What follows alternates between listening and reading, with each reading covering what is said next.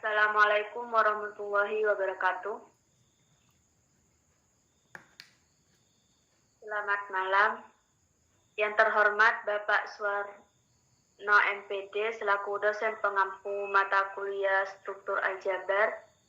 Di sini kami dari kelompok 18 akan mempresentasikan subbab tentang isomorfisme ring.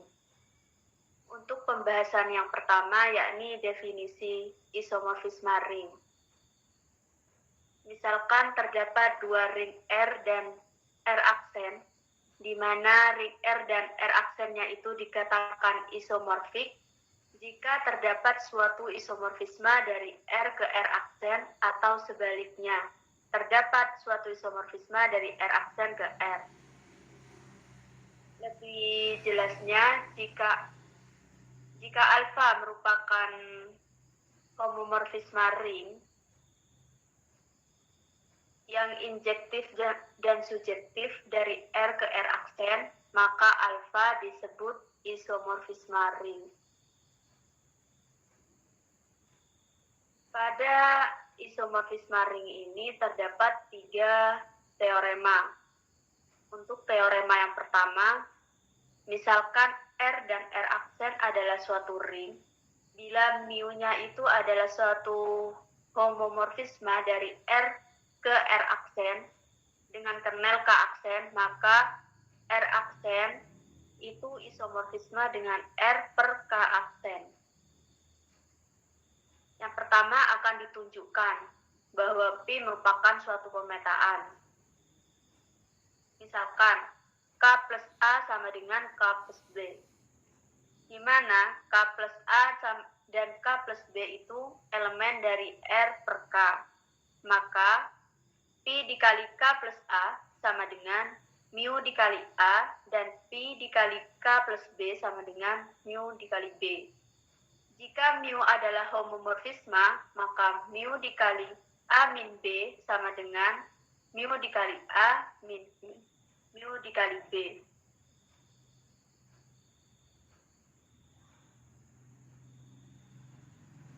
Selanjutnya, K ditambah A sama dengan plus B.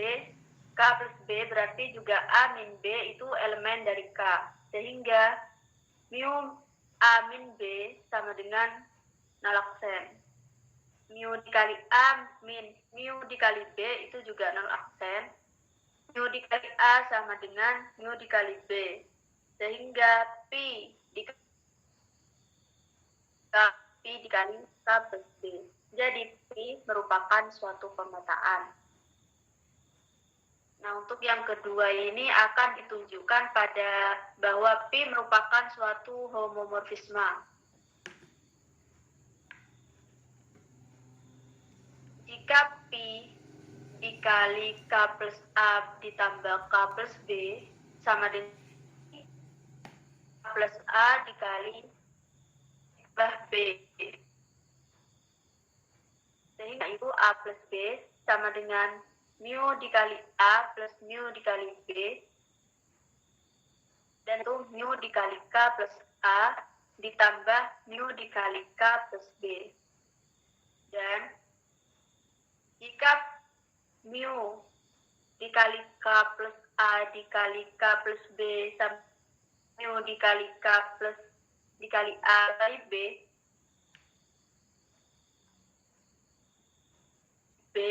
sehingga diperoleh mu dikali A plus mu dikali B. Jadi, P merupakan suatu homomorfisme. Nah, untuk yang ketiga akan ditunjukkan bahwa P bersifat injektif. Mu dikali A sama dengan mu dikali B itu K plus A sama dengan K plus B. Sehingga mu dikali A sama dengan mu dikali B. Nah, untuk mu dikali A-nya sendiri ini diperoleh mu dikali A plus mu dikali B, dan untuk mu B-nya ini nol aksen.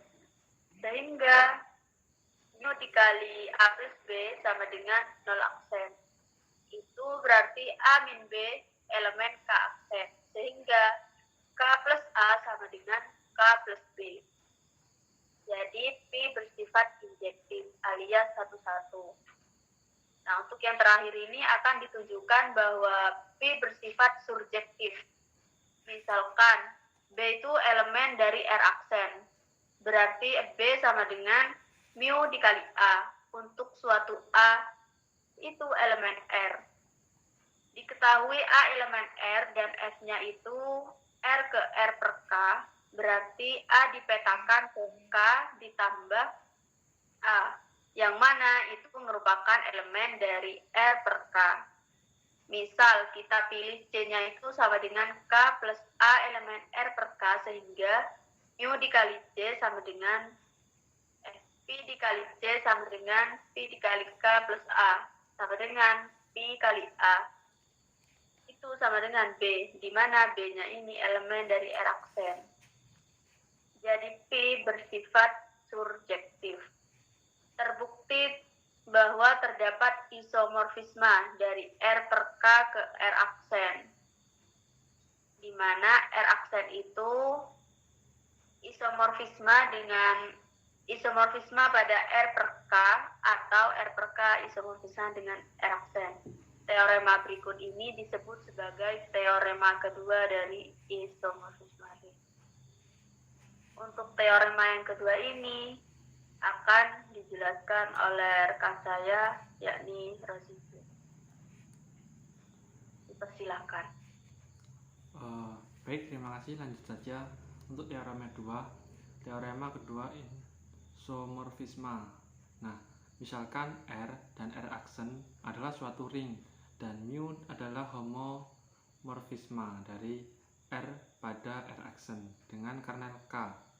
Bila S aksen adalah suatu ideal dari R aksen dan S adalah suatu ideal dari R, maka S atau K isomorfisme untuk S sama dengan dalam kurung kurawal A elemen R mu A elemen S aksen.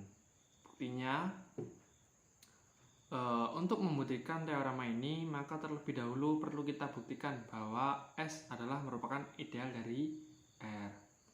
Dari definisi ideal diperoleh yang pertama, A S bukan sama dengan bilangan kosong, maka terdapat 0 elemen R, sehingga mu 0 sama dengan 0 aksen dan 0 aksen elemen S aksen. Yang B, S merupakan himpunan bagian dari R, sehingga S bukan bagian dari R. Himpunan bagian dari R. Misalkan yang C, A, B elemen S, sehingga diperoleh A elemen R, mu A elemen S aksen, dan B elemen R, mu B elemen S aksen. Jika A plus B elemen R aksen, maka mu A kali A plus B sama dengan mu kali A plus mu kali B elemen S aksen. Nah, D, misalkan A elemen S dan R, P elemen R.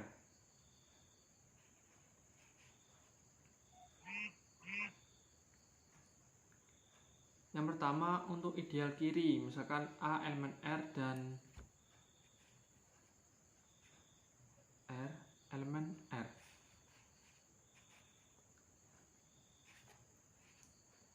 Selanjutnya yaitu mu kali RA sama dengan mu R kali mu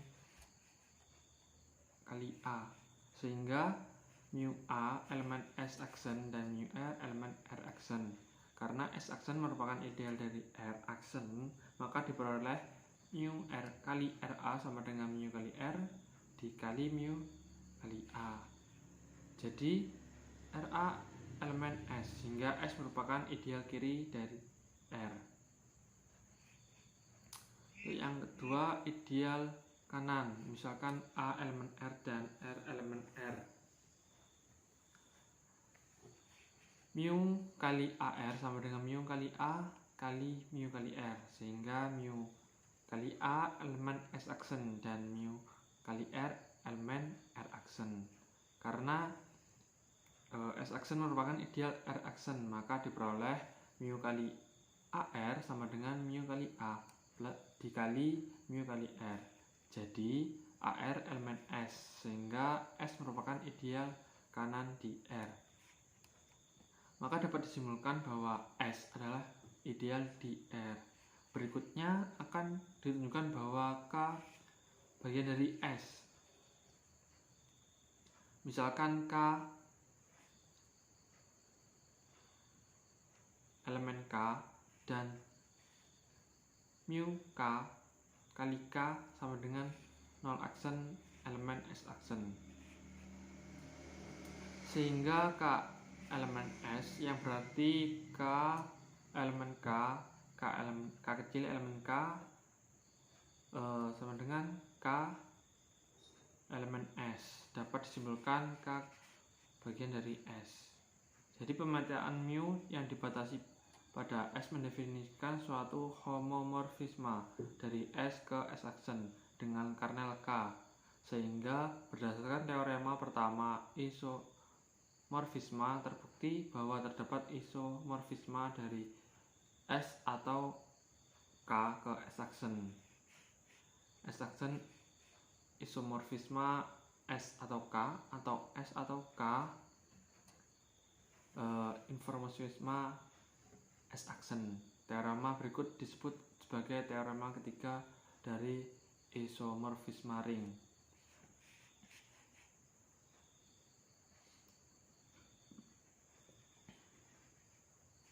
Untuk selanjutnya itu teorema ketiga isomorfisme. Nah, misalkan R dan R aksen adalah suatu ring dan mu adalah homomorfisme dari R pada R aksen dengan kernel K. Bila S aksen adalah suatu ideal dari R aksen dan S adalah suatu ideal dari K. Dari R, maka R atau S isomorfisme R atau S aksen untuk S sama dengan A elemen R mu kali A elemen S aksen secara ekuivalen. Bila K suatu ideal dari R, maka K bagian dari S adalah suatu ideal dari R. Maka R atau S isomorfisme R per K dibagi R S per K. Bukti misalkan Pi adalah A ke mu kali A plus S aksen, atau Pi kali A elemen R aksen atau S aksen. Mendefinisikan pemetaan Pi yaitu R ke R aksen atau S aksen. Yang A akan ditunjukkan bahwa Pi merupakan suatu homomorfisme, misalkan A, B elemen R, sehingga diperoleh Pi kali A sama dengan mu kali A plus S aksen dan Pi kali B sama dengan mu kali B plus S aksen. Diperoleh Pi kali A plus B sama dengan mu kali A plus B plus S aksen sama dengan dalam kurung mu kali A plus mu kali B ditambah S aksen sama dengan lagi hasilnya yaitu mu kali A plus S aksen ditambah mu kali B plus S aksen sama dengan Pi kali A ditambah Pi kali B.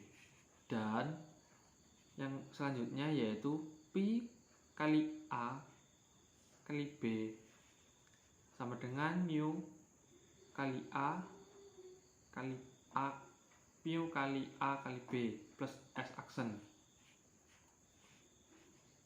menghasilkan mu kali A dikali mu kali B plus S aksen sama dengan selanjutnya yaitu mu kali A plus S aksen dikali mu kali B plus S aksen sama dengan Pi kali A dikali Pi kali B. Jika A, B elemen R berlaku, Pi kali A plus B sama dengan Pi kali A plus Pi kali B, dan Pi dalam kurung A kali B sama dengan Pi kali A dikali Pi kali B. Ya berarti Pi merupakan suatu homomorfisme. Nah,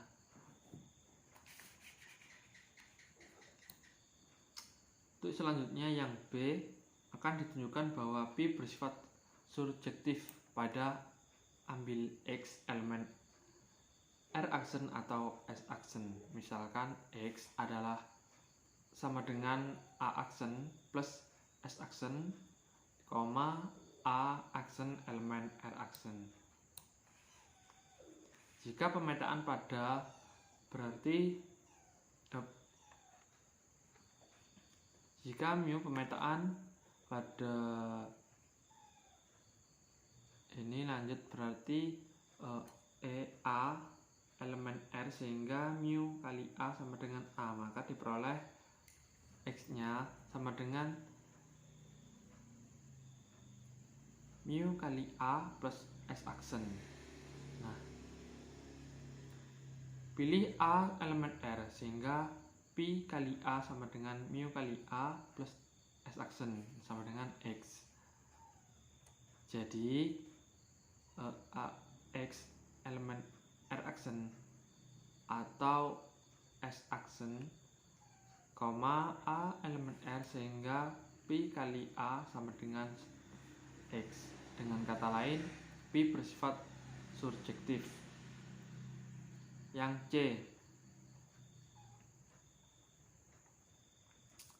akan ditunjukkan bahwa S sama dengan K. Ambil contoh, A elemen K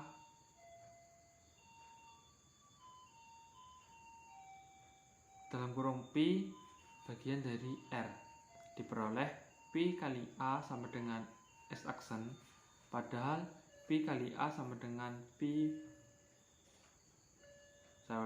padahal Pi kali A sama dengan mu kali A plus S aksen. Jadi mu kali A plus S aksen sama dengan S aksen, karena S aksen grup bagian additif dari R aksen, diperoleh mu kali A elemen S aksen. Berdasarkan definisi ideal, diperoleh A elemen S. Jadi A elemen kali Pi yaitu A elemen S. Dengan kata lain, kali Pi bagian dari S. Ambil saja A elemen S, berarti A elemen R dan mu kali A elemen S aksen, diperoleh Pi kali A sama dengan mu kali A plus S aksen sama dengan S aksen, sebab mu kali A elemen S aksen, sehingga A elemen K yang berarti S bagian dari K dapat disimpulkan bahwa S sama dengan K. Nah, diperoleh Pi banding R, yaitu R aksen atau S aksen homomorfisme surjektif pada kernel K sama dengan S. Berdasarkan teorema kedua isomorfisme, diperoleh R atau S isomorfisme R aksen atau S aksen, padahal R aksen isomorfisme R atau K dan S aksen isomorfisme S atau K, sehingga terbukti bahwa isomorfisme dari R aksen atau S aksen ke R atau S. R aksen atau S aksen isomorfisme R atau S, isomorfisme dalam kurung R per K dibagi S per K. Mungkin cukup itu saja, saya kembalikan ke teman saya yaitu Rinji.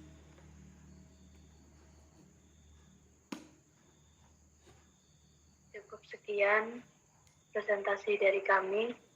Kurang lebihnya mohon maaf. Wassalamualaikum warahmatullahi wabarakatuh.